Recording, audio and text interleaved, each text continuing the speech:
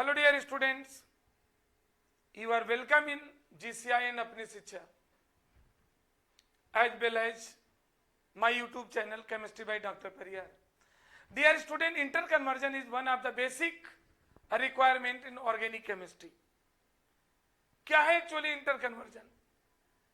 Inter conversion means उस chapter के bit and corner की कंप्लीट इंफॉर्मेशन कलेक्ट करने ना विद कॉन्सेप्ट. ओके, इसको बोलते हैं इंटर कन्वर्जन. और इसकी एक्चुअल सेंस क्या है? किसी एक कंपाउंड को दूसरे कंपाउंड में कन्वर्ट करना, to change one compound into another compound, that is said to be inter conversion. Inter conversion में रिएक्टेंट को मेन प्रोडक्ट में कन्वर्ट करते हैं और रिएजेंट को एरो के ऊपर लिखते हैं. इसमें पूरी रिएक्शन को लिखने की हमें रिक्वायरमेंट नहीं है, देयर इज नो नीड. लेकिन इस इंटर कन्वर्जन को स्मूथली कंडक्ट करने के लिए there is requirement of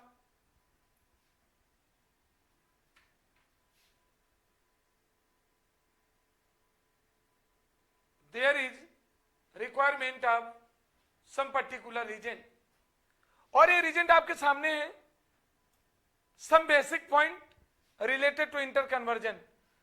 dear student, inter conversion दो पार्ट में आपको डिवाइड करना होता है. दो कैटेगरीज होती हैं, एक असेंडिंग ऑर्डर और दूसरा descending order. What happens in ascending order?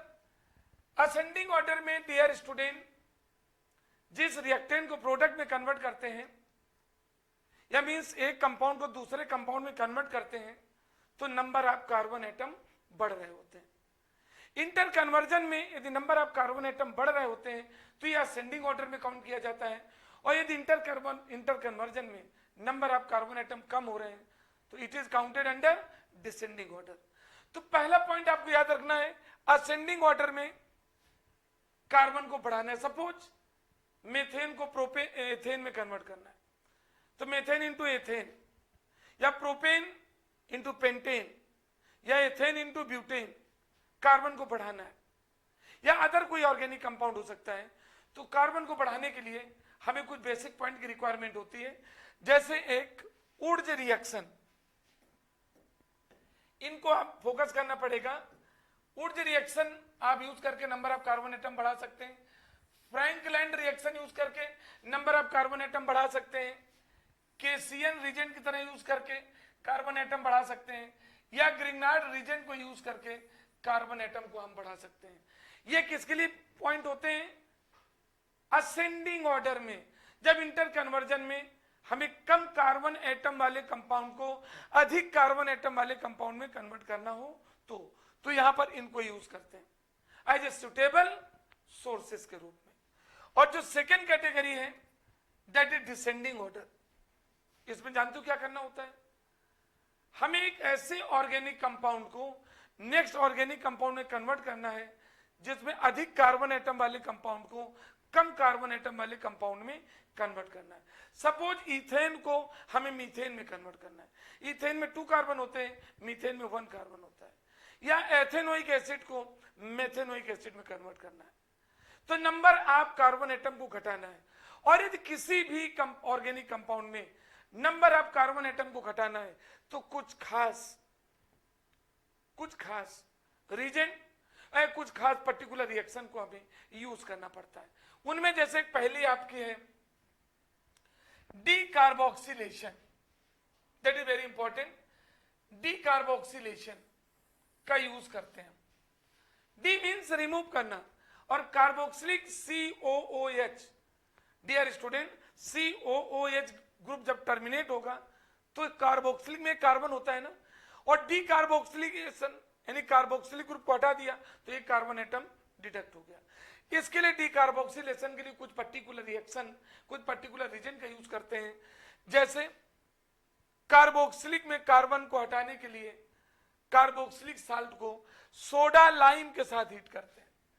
ये सोडा लाइम रीजेंट यूज किया तो ये कार्बोक्सिलिक एल्केन में कन्वर्ट हो गया. आप देख सकते हैं कार्बन एटम एक कम हो गया. या कार्बोक्सिलिक को hydrazoic acid N3H, ammonia NH3 ammonia होती है, बट N3H हाइड्रोजोइक एसिड, और इस हाइड्रोजोइक एसिड को कार्बोक्सिलिक को रिएक्शन हाइड्रोजोइक एसिड से करा दें तो ये प्राइमरी अमाइन बन जाता है, यानी कार्बोक्सिलिक गया, कार्बन एक कम हुआ। या एक अब यूज करते हैं और हाफमान ब्रोमोएमाइड रिएक्शन।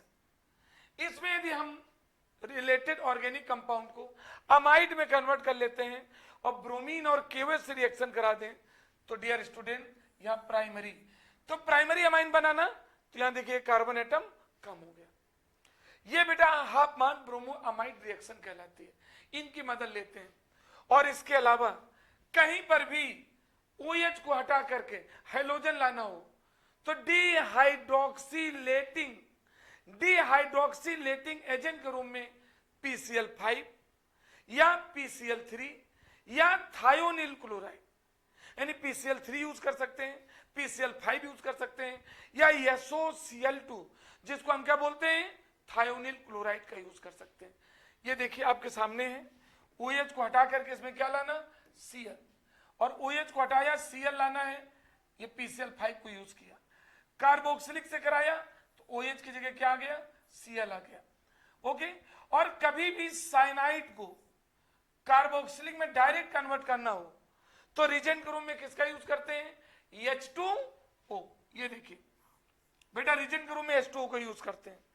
और कभी भी एल्काइल हैलाइड को एल्कीन या एल्काइन में कन्वर्ट करना हो, डियर स्टूडेंट किसी भी एल्काइल हैलाइड को हमें किस में कन्वर्ट करना है, एल्कीन या एल्काइन में कन्वर्ट करना है, तो डियर स्टूडेंट ऐसी कंडीशन में हमें रिजेंट के रूप में एल्कोहलिक KOH का यूज करना पड़ेगा। यदि कोई एल्काइल हैलाइड है और एल्कोहलिक KOH से रिएक्शन कराते हो तो एल्काइल हैलाइड में यदि एक हैलोजन है और एल्कोहलिक KOH से कराते हैं तो एल्कीन बनेगा, और यदि एल्काइल हैलाइड में दो हैलोजन एटम है और एल्कोहलिक KOH से कराते हैं तो एल्काइन का फॉर्मेशन होगा। और इस रिएक्शन को हम डिहाइड्रो हैलोजिनेशन रिएक्शन के नाम से जानते हैं, डिहाइड्रो हैलोजिनेशन रिएक्शन। ये देखिए इसी तरह से यदि ग्रिग्नार्ड रिजेंट से हमें, डियर स्टूडेंट ग्रिग्नार्ड रिजेंट से हमें क्या बनाना हो, एल्केन, तो रिजेंट के रूप में वाटर का यूज करते हैं। किसी भी अमाइन को डायरेक्ट आइसोसाइनाइड में कन्वर्ट करना हो, आप देख सकते हैं बेटा यदि अमाइन को हमें किस में कन्वर्ट करना है, यदि अमाइन को हमें आइसोसाइनाइड में कन्वर्ट करना है तो रिजेंट के रूप में क्लोरोफॉर्म और एल्कोहलिक KOH का यूज करते हैं। यदि कभी एल्कोहल को हमें एल्कीन में यूज करना हो तो रिजेंट के रूप में कंसंट्रेटेड H2SO4 का यूज करते हैं। क्लियर। और इसी तरह से याद रखना इंटर कन्वर्जन, तो ये सभी को मालूम होना चाहिए कि यदि हम प्राइमरी अल्कोहल का ऑक्सीडेशन कराते हैं तो एल्डिहाइड का फॉर्मेशन होता है और that is further converted into carboxylic. यानी ऑक्सीडेशन यदि प्राइमरी अल्कोहल का कराते हैं तो फाइनली प्रोडक्ट क्या बनेगा, कार्बोक्सिलिक एसिड। क्लियर। हाँ ये सच है, यदि अल्कोहल को एल्डिहाइड में ही कराना हो, आगे ना बढ़ने पाए, तो PCC या PDCij रिजेंट के रूप में यूज करते हैं। और इसी तरह सेकेंडरी अल्कोहल के यदि हम ऑक्सीडेशन कराते हैं तो डियर स्टूडेंट कीटोन का फॉर्मेशन होता है। These are some important terminology related to interconversion basically for haloalkane and haloarine, particularly 11th grade student, 12th grade student, JEE और NEE। बट टॉपिक किससे रिलेटेड है, हेलोएल्केन एंड हेलोएरीन, इसमें basic point की requirement होती है। अब इनका use करते हुए हम अपने नेक्स्ट वीडियो में डिस्कस करेंगे कुछ खास और बहुत ही इंपॉर्टेंट इंटर कन्वर्जन का जिनमें इन सब का यूज होता है। Thank you.